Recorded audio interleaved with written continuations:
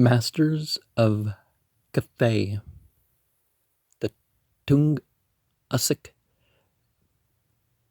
frontiersmen, proceeded to drive back the Chinese who had invoked them. Ferocious as animals on a hunt, they forced the Sung to the south of the swift Yangtze, the age-old refuge of who is called the Son of Heaven. When they killed a Chinese noble, they disemboweled him and salted his flesh, carrying his body around with them. Salted princeling, they called it.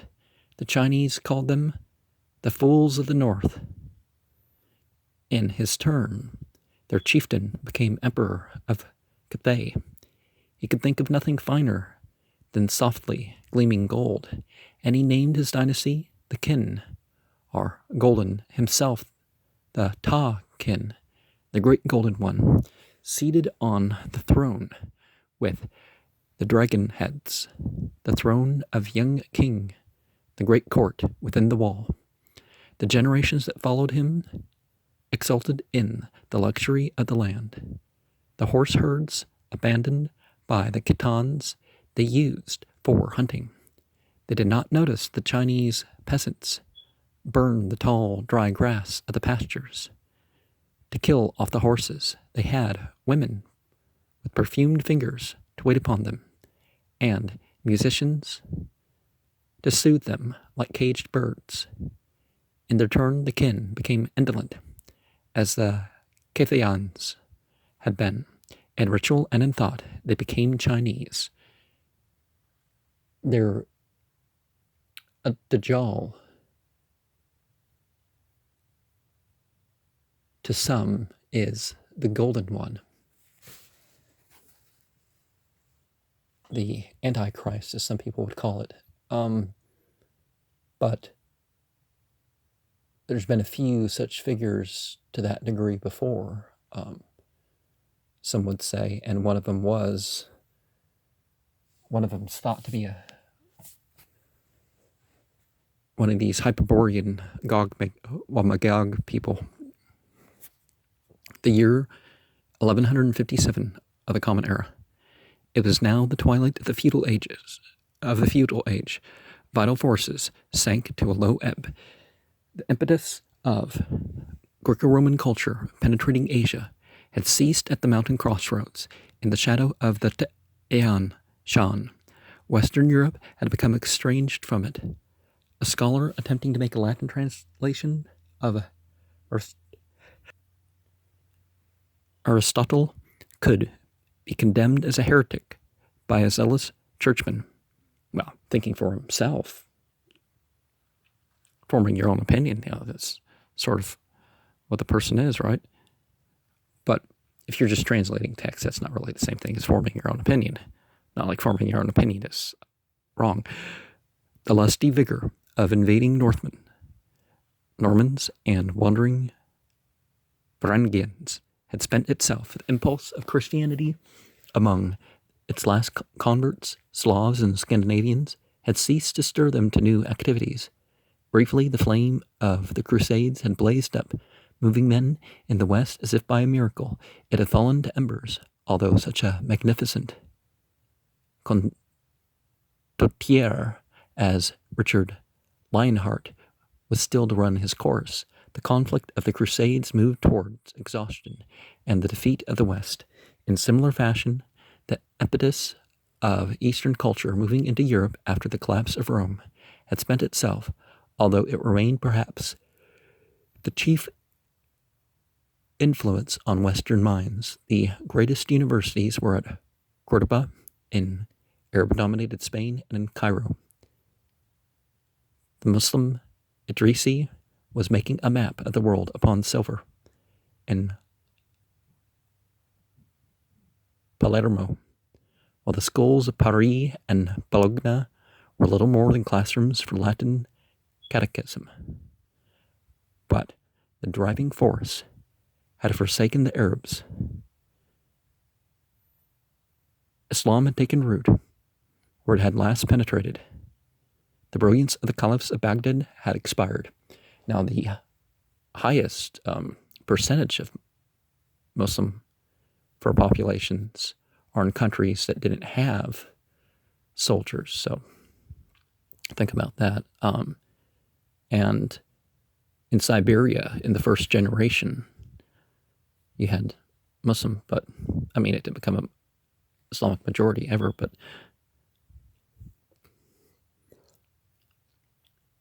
the rights of the caliphs of Baghdad had expired. So too, the ascendancy of Constantinople had seemed to perpetual was near its end. The imperial city was in the hands of adventurers destined soon to be sacked by a wandering fleet of crusaders. The Silk Road, that ancient link between the east and far west, had been cut in a dozen places, overrun by Turkish condottieri.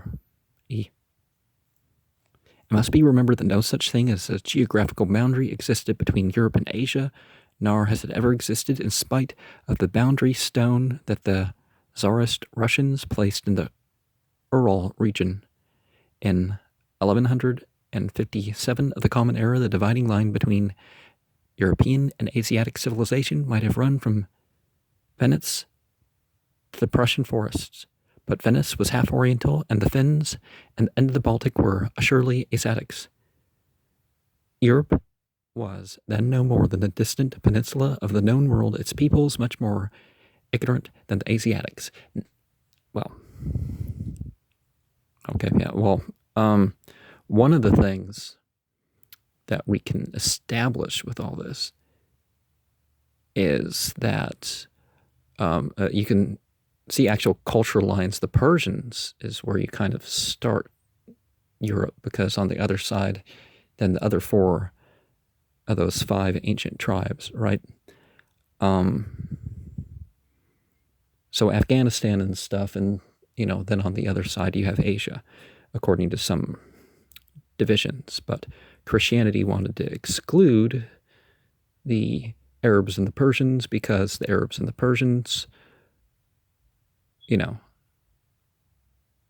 tended not to be Christian at the point where they started this association. These Turks themselves had settled into stagnation, except for the Seljuks, who still wandered, spurred into activity by the conflict of the Crusades. Not that the Turks had become degenerate, they had simply dismounted, taking root in a score of palaces. They had become warlords, like the feudal nobles of Europe. Landowners served by slaves and protected by men-at-arms, many or few. One of the cursed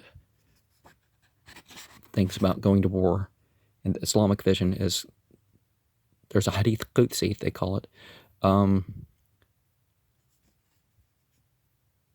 wherein God says that he curses those who fight for slaves or treasure or to make converts or extend boundaries. The forced conversion. Or to get treasure. The story of such warlords was the same. In Delhi or Puri, raid and siege, burning and seizing. The peasants got what? Food. They could out of the earth. While their masters changed, they had no protection against plague or famine, or the muster of arms. They had no conception of any safeguard. Beside the warlords, another class had grown in power, the merchant, who controlled supplies, whether of grain or cloth or horseflesh, or slaves. These great merchants, often usurers, were Arabs for the most part, in Asia. Also, the lending money at an interest and that sort of thing isn't allowed in Islam, and it's actually not allowed in biblical Judaism. But some of the rabbis said it's okay to do to people who you don't think are Jews. Like the adventurous seafarers, Venetians in Europe, they served as the advisors of kings and were capable of outfitting armies.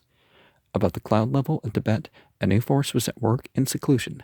Converts to the Lord Buddha were building lamasseries as places of refuge. Now, Lord isn't spiritual master. I'm okay with that idea. Or he was, he sort of was a liege lord. He did have, at least one of them had political authority. Chinese civilization had reached a point of exhaustion. Lie A Po had said of it, "We watch all things drift by, human souls and their doings, like the restless waters of the Yangtze floating by to lose themselves in the sea." The reigning dynasty of the Song had lost the vigor of the splendid Tang period. It created clever paintings and mused on its drift toward fertility. Its artists shaped vases in the sensuous lines of women's hips. China, the ever prolific, had become wearied of production. This same inertia held the northern steppes in the year 1157. The great Turkish migrations had ceased. The era of primitive force had seemed to come to an end. Oh, perhaps checked by reason other than just drives is important. The area of good grazing had diminished. The desert had encroached further toward the forest belt. The movement of the immense patriarchal clans had slowed down and almost ceased to be. In previous centuries, the nomads had grouped together and pitched their ger, or individual tents, in a wide circle that gave grazing room to the immense herds they tended. They had been then, in fact, the ger Igren, people of the felt tents. Now, in this feudal twilight, the tribal society had changed. Internal struggles had brought to supremacy individual warriors, Tarkans. These warlords of the prairies dwelt apart from each other. They protected their herds with armed followings, and the wealthiest of them became the aristocrats of the steppes. The Noyans are princes. The social unit, instead of the great clan, had become the Usun, the bone or family. Wealthy families with large horse herds could support a large following of armed riders with slaves to do the menial work of the camp. Weak bones were driven to fare as best they could outside the lands of the aristocrats. At that time, no people held together in the northern prairies. In that year, the Mongols were scattered into small bands following the local warlords in the grazing lands between the rivers southeast of Lake Baikal, the Anan and Karalan. They were kept scattered by the activities of the Qin frontier generals, who paid the small but aggressive neighboring tribe, which happened to be the Tatars of the Biar Lake pasturages, to raid the Mongol Noyans, and these Mongol cattle lords had sunk so low that they depended on wandering Chinese merchants for supplies of grain and cloth and iron weapons. It was in one of the broken-down families, the refugees, that a boy was born during the year of the hare, clutching a clot of blood in his hand. He came into the world with little else except the strong instinct to survive. Genghis Khan. His people, the Mongols, were scattered into small clans of perhaps 1,000 families in all. His own clan, the Kiat, had cast out his family, except for our shadows. His mother assured him when he was old enough to hunt for himself, "Nothing clings to us. We have no friends except for a horse's tail. We have no whip." His ancestors, it is true, had been Bordigun, blue-eyed men, legendary heroes of the steppes. His mother chanted the strength of the Bordigun. Their voices rolled like thunder in the mountains. Their hands were strong as bears' paws, breaking men in two as easily as arrows. In winter nights they slept naked by a fire of mighty trees. They felt the sparks and embers that fell on them, no more than insect bites. This boy had been named Temujin by his father at birth. The father had looked around and had christened the son after the first thing that caught his eye, which happened to be either a piece of iron or a blacksmith at work with iron. Not for many years did the nomads greet him by the title of Genghis Khan. His father died poisoned by enemies before he was old enough to go on his first hunt. About that time, the wealthier Mongol Tarkans were more widely separated by a raid of the Tatars who served the kin. The boy Temujin and his brothers hunted marmots and mice to fill their bellies. Yeah, eating mice is not a good food to eat. Such rodents, They even caught fish in the streams. The last thing a Mongol would eat when a stepbrother stole fish from him, Temujin and a blood brother killed the offender. They went to him outside the tents, one going before, the other behind. When the stepbrother saw them and knelt down, Temujin killed him with an arrow. Temujin contrived to keep life in his body, and the impact of that life upon the civilized world was greater than that of any other man of the steppes. The force of 1,200 years of the nomad migrations was compressed into the acts of this one Mongol. This conquest of the known world by a frontiersman who had never seen a city and did not know the use of writing has mystified people since his time. They have seen in him the scourge of God, loosed upon a civilization that had endured beyond its time.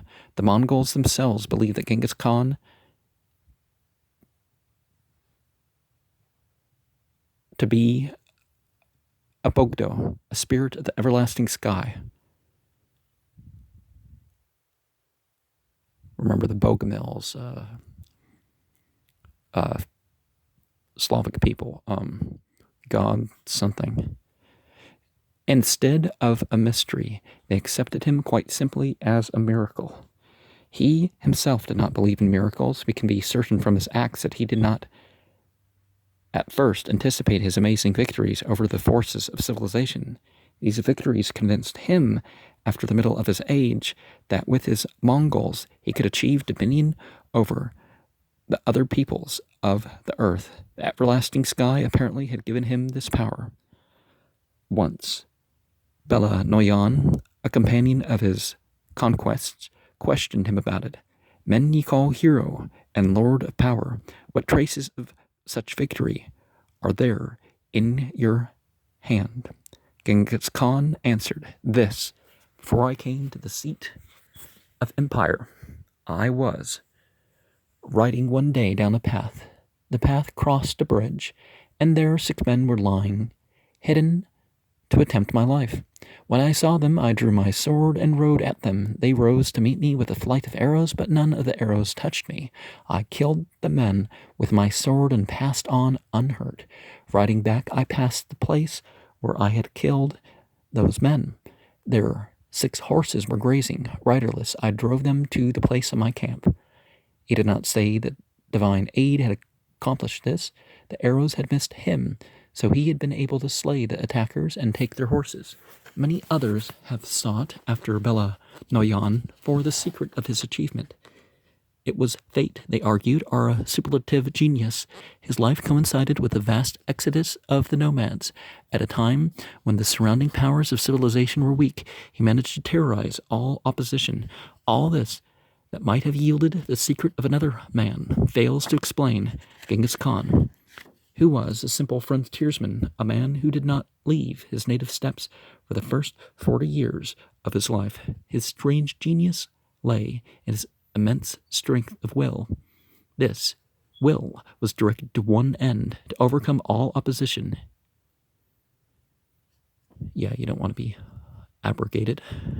He once asked his companions and commanders what they had found to be the greatest satisfaction in life. They thought it over and answered in turn to ride out to hunting on a swift, good horse, when the grass turns green and ye hold a falcon on your wrist. No, the Mongol Khan decided a man's highest joy in life is to break his enemies, to drive them before him, to take from them all the things that have been theirs, to hear the weeping of those who cherished them, to take their horses between his knees, and to press in his arms the most desirable of their women. Yeah, rape should never be justified for the conquerors. His Mongols had answered as nomads of the steppes. Without other thought than their age-old enjoyment, Genghis Khan had thought only of the joy of conquest.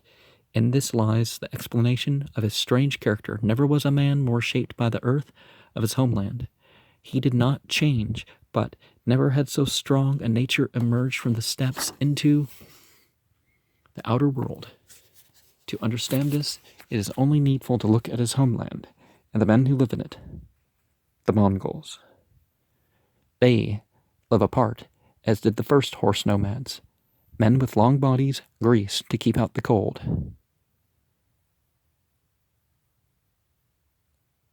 Now, to protect the skin, but it doesn't make you warm, and short legs shaped to a horse's body.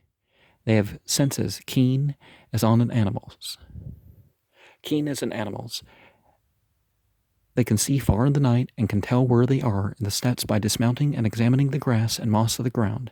Braced in their short stirrups, they ride watching the skyline. Beyond that skyline are enemies that may at any time hunt them away from their herds. And they cling to life with stubborn endurance. A lance or long curved sword hangs behind the rider's shoulder. A hand axe or horn-strengthened bow is in the case at his left hip. On the right side, a case of arrows ready to his fingers. He can draw those arrows and shoot them very quickly. His forefathers were hunters, and the Mongol hunts, methodically knowing the habits of game, waiting concealed, or driving the herds of antelope and wild horses, depend them against a natural barrier where they can be killed off. He needs the meat of the carcasses and the hide. He even eats the intestines and drinks the blood. He does this instinctively without realizing that by this uncooked flesh, he is hardening his body against the bitter cold of his plateaus. For sport, he trains falcons, flying them at winged game his arrows cannot reach. When he has food, he stuffs himself until he chokes, obeying an instinct stronger than hunger. As he eats to get full, he drinks to get drunk. But he has only fermented animal milk. Mare's milk is the choicest. That is a food in itself and intoxicates slowly. When he is at ease, he likes to listen to the chants of the elder men of the Blue Wolf, their ancestress, and the heroes who leaped their horses between mountaintops and fought with Kelets, the spirits. He relishes these ancient words of power chanted to the whine of the blind men's fiddles. He is merry at such times in the Gare, for his home is still the beehive tent of layers, felt stretched around a framework of woven wands. This heavy felt of animal hair, oiled or thickened with milk, keeps out the cold. The opening in the center of the dome lets out the smoke. That blackens the inside. The outside is brightened with powdered chalk. Now, one of the things. Now, I'm not saying that that's Satanism. I'm saying a correlation between that and Satanism is that certainly a lot of demonolators have, they want that spiritual conflict. They see their ritual as some sort of fight to get things on their side, to spiritually, to win their spiritual victory over their spiritual enemies in, the astral or whatever they're going to term it as. And the playing of musical instruments and drugs and stuff are rather common amongst that practice too.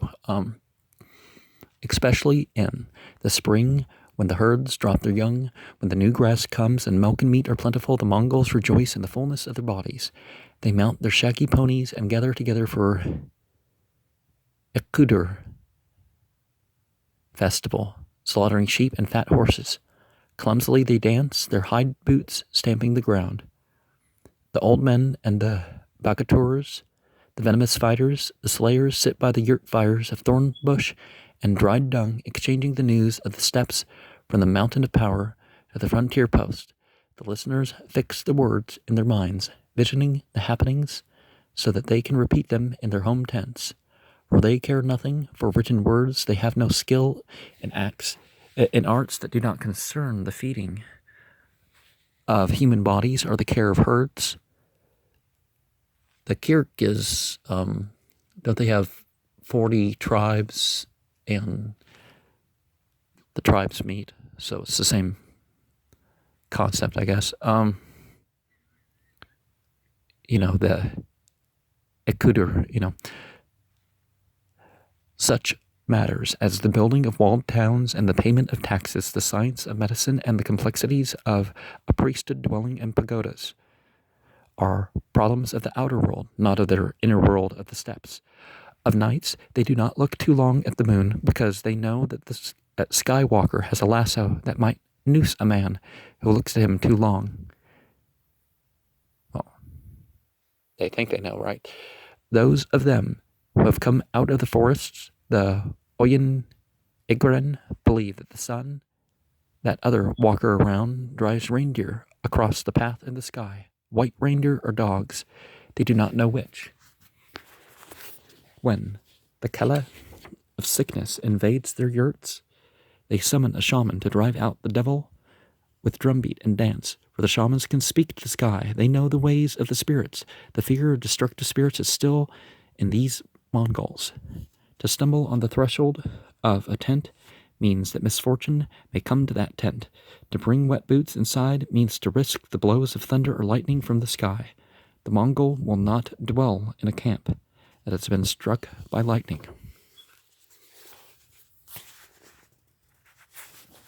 On the inside of the tent entrance, he draws crude figures or places images of felt there. Before he will eat himself, he rubs the food across the lips of the images. Now, this kind of makes you think where those Christmas sweaters come from, right? When the Brawn, the black wind of the north, sweeps the prairies, he rolls himself in sheepskins and deer hides, lying close to the fire of his domed tent, and he outlives the storm. He is not aware that this cold and the long winter nights would touch him with Arctic madness, hysteria, if he did not amuse himself until he choked with laughter at these festivals. When women, more sensitive than men, fall victim to this hysteria, they tear off their clothes and wound themselves with knives. In the sunlight of the mild spring, there is no madness, and the Mongols rejoice. They place their tents on the wide wagon frames, kibitkas, and move down toward the lowlands south of the mountain of power. Oxen draw the kibitkas over the prairies at slow pace.